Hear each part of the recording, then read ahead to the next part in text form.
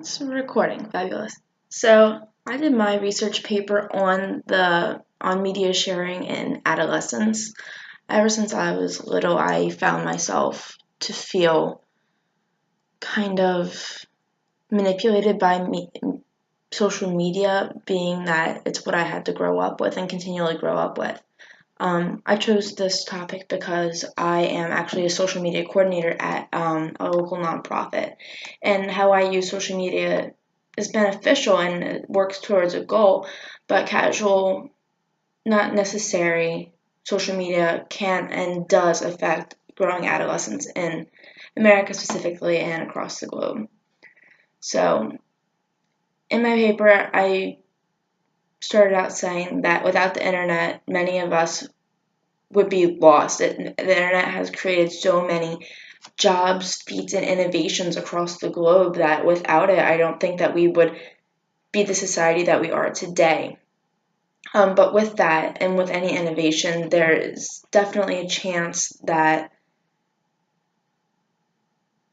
there's going to be pitfalls, and there definitely is with social media. Just from my own personal experience, and definitely through the research that I conducted for this paper, there's noticeable problems. Yeah, social media is really, really good for connecting and creating networks between people who you know, want to know, who you used to know.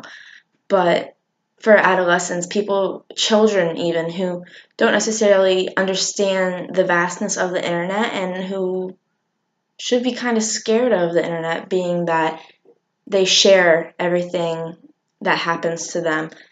Speaking from experience, I took to Facebook and Twitter, and when I was significantly younger, 12, 13, and I shared stupid stuff that wasn't necessary and could affect future possibilities. Social media is known and is notorious for making people feel bad, and that's kind of what I wanted to explain in my paper. Especially with my personal experience. As I said, that each year there are more and more tragedies involving social media and teenagers, especially with the mental health problems that are shared so easily on the internet. So much that's just sharing and not searching for help. My goal in this paper was to acknowledge that social media, yes, is a powerful tool, but the question is it yet healthy for young adults who are already plagued with dwindling self-confidence?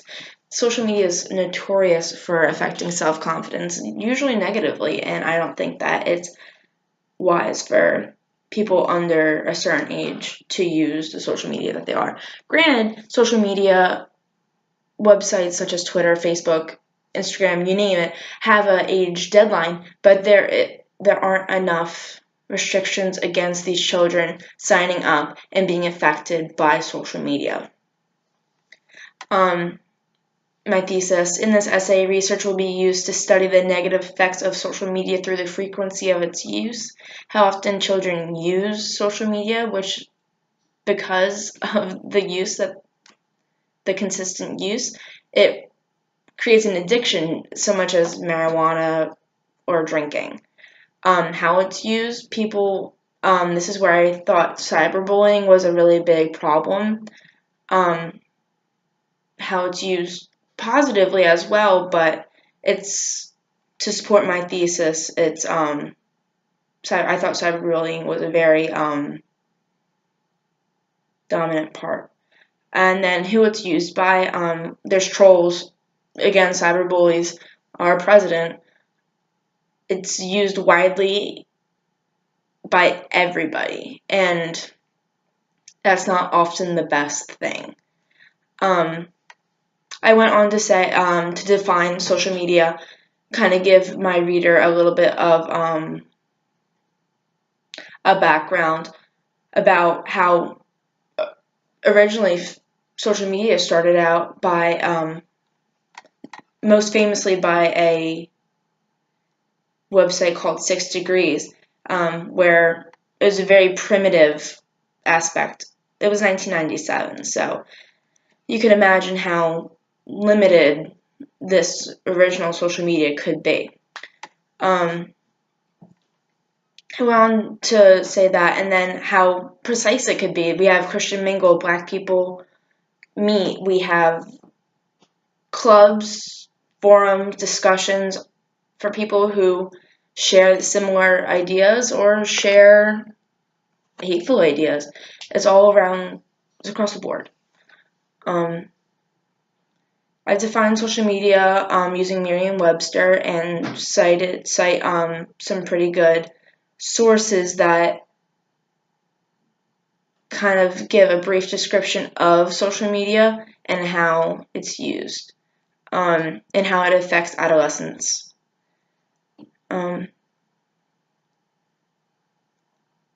I think that the biggest problem is that social media can be attributed to basically 5 social media sites, being Twitter, Snapchat, Instagram, Tumblr, and Facebook, all of them each having their own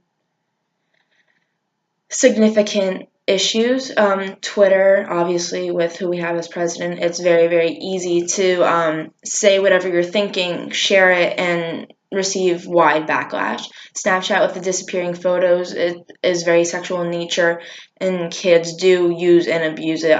When I was in middle school, there was a wide outbreak of inappropriate photos being sent around. Instagram, there is an unbelievable connect between self-esteem and the use of Instagram. Tumblr, similar. It's more geared to an older audience, mostly blogging, and it's very heavily linked to eating disorders, mental conditions.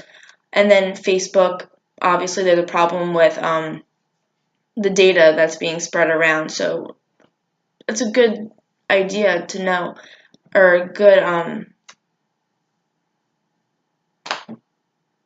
let me think of the word, 1 second. It's a good contributor to cyberbullying as well. From here, I just went on to say the frequency, the use, and who uses social media is what affects the adolescents.